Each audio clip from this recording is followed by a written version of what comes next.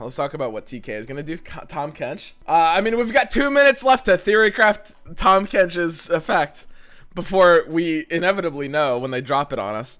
TK will damage his allies, probably. Probably. Something about imprisoning allies or enemies or damaging allies. Will summon allies from hands. Summon allies from your deck. Eat tossed allies and spit them out on level up. Ooh. Ooh, that's, you know what? That's an interesting fucking guess, actually. Tahm Kench will eat toss allies and then spit them out on level up. That actually could be. It's out. Guys, it's not out. Like, someone spamming it's out with, like, YouTube links. Okay, first of all, you're a minute too early. It's 8:59, okay? You got a little over eager, and now I'm not gonna click your link. You flew too close to the sun, my friend. I'm just gonna play it safe. I've been rickrolled too many times in 2020. Table for one. Here we go, boys. There's always room. Here we go. Tahm Kench, round start. Create an acquired taste in hand. I've captured 3+ units to level up. When I level up, obliterate my captured enemies and release my allies. When I level up, obliterate my captured enemies and release my allies. Okay, interesting. For supper. Hang on, let me move my camera. Let us peruse this establishment's fare. Devour friend and foe to clear the board. So this is basically his like signature card. You just swallow an enemy unit. He takes damage equal to its effect, its attack.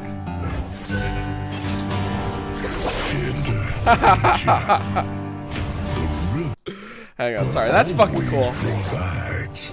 Bargain accepted. An ally captures another ally. Oh. Excuse my impertinence. Come along. There's room for everyone.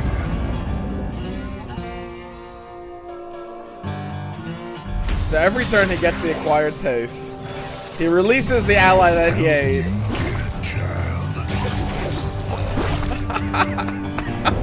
Let us reconnoiter. Oh, that's so cool. Scrumptious.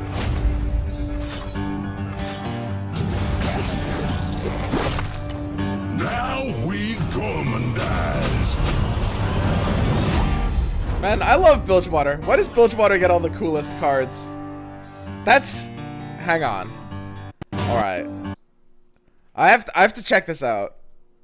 Tahm Kench. So he's a 4-mana 2/6, which is a pretty great stat line. Very, very, very good defensive stat line. Every turn he gets the acquired taste and just starts eating things. So it basically...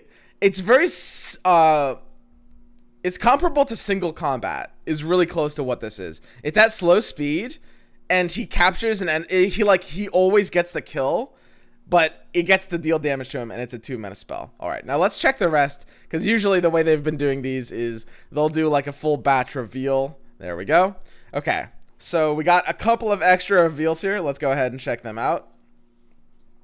A couple of extra reveals, and I'll probably like we did with all the early set Targon reveals. I'll probably do like a sort of like impromptu podcast kind of thing after we take a first glance at all of these. So there's Tahm Kench. This is Bayou Brunch, which allows him to have an ally exchange stats basically. Wise Fry, a 6-mana 3/8, overwhelm vulnerable. Deal 1 to all other allies and grant me 1 attack for each one of them. So it's sort of like, it's very reminiscent of Scarmother Vrina. Literally the same exact stat line in Overwhelm.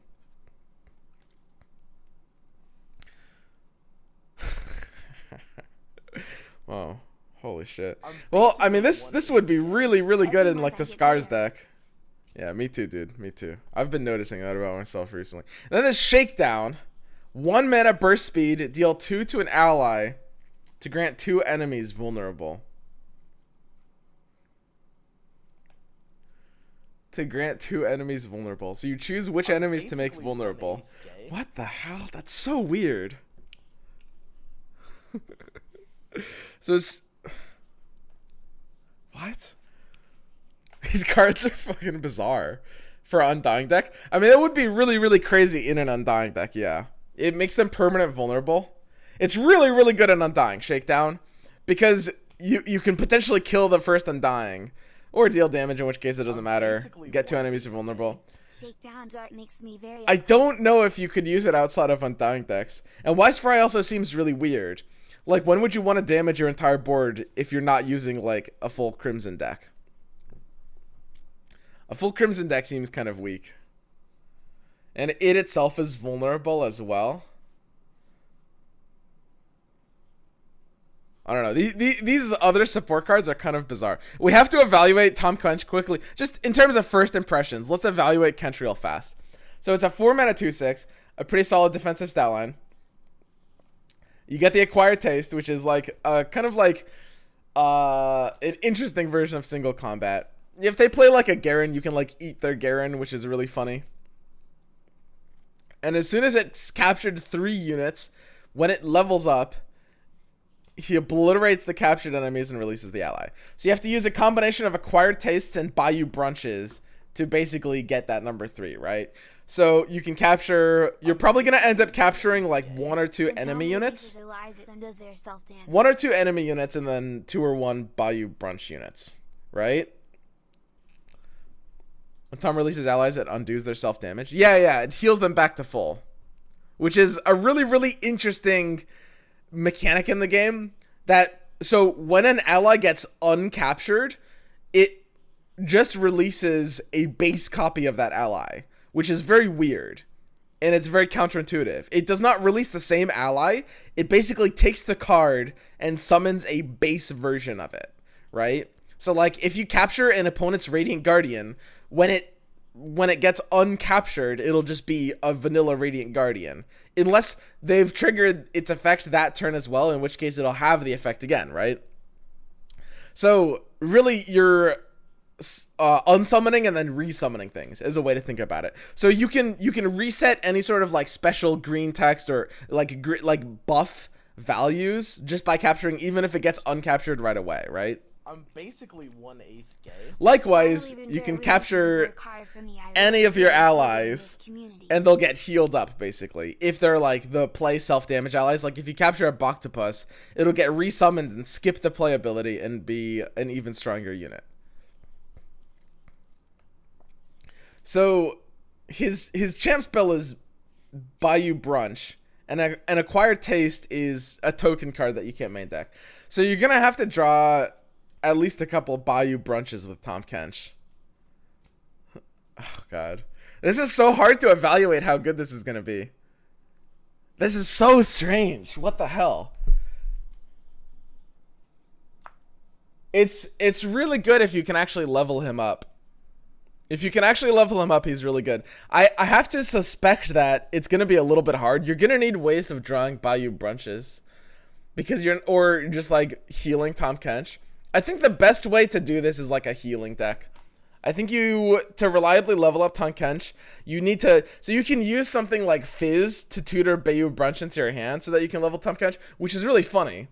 But it's more likely that you would just want to heal Tahm Kench so that you can use the Acquired Taste several times in a turn. And that would be with Targon or maybe Freljord. You know, Targon has the best options for it. But Freljord, just between Kindly Tavern Keeper and Takeheart, can go pretty far with a deck like this. I think Tahm Kench will definitely need to be used with something with healing.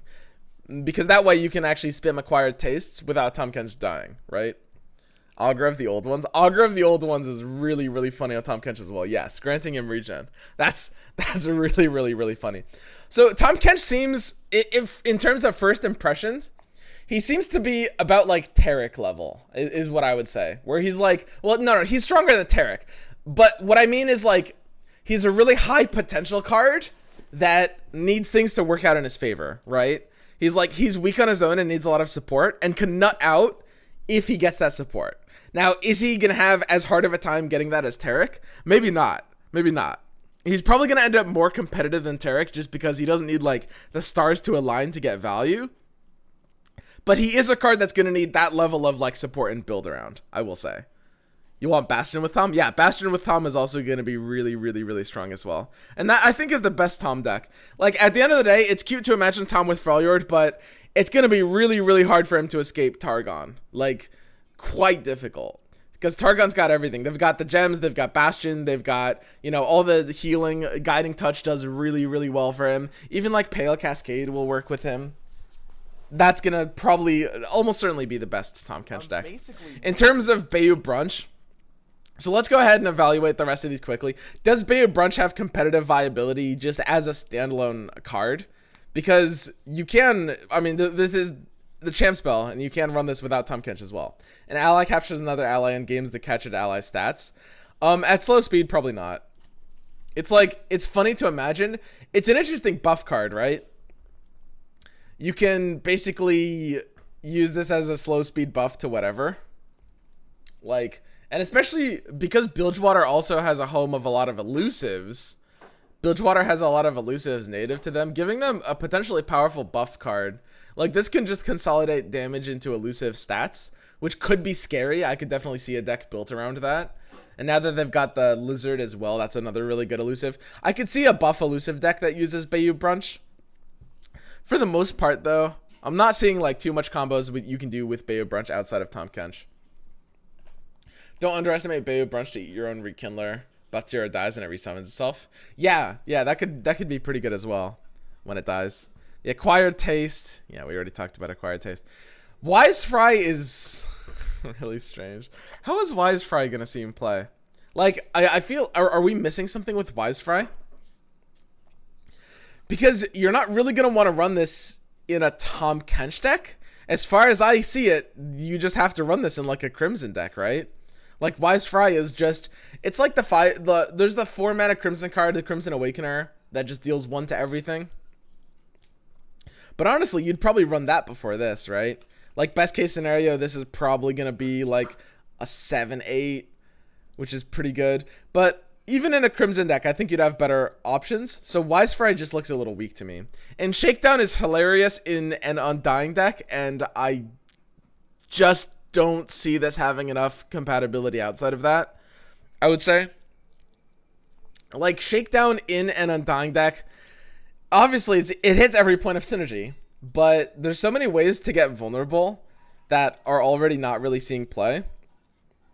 And a spell that does nothing but deal 2 to an ally, just to like permanently grant 2 enemies vulnerable, feels very weak. It feels like you're just not going to be able to use this.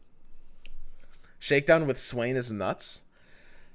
So the thing about Swain is that Swain decks don't really need to have, like, they already have great ways of leveling up Swain. You don't really want to like turbo flip Swain in a Swain deck, and there's even better ways to do it than Shakedown as well.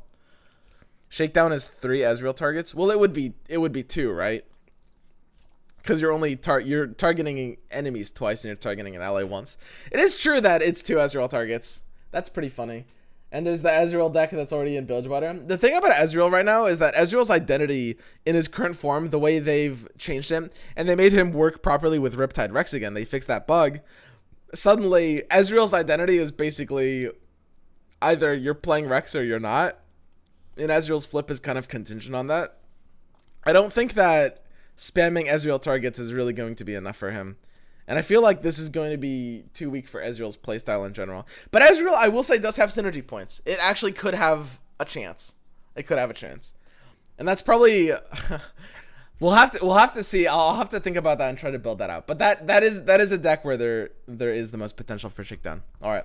That's kind of like the initial impressions that we have over this release. I'm looking forward to it. Tahm is super, super interesting. Let me be right back. And we're gonna, I'm gonna call some people and we're just gonna talk about these new cards.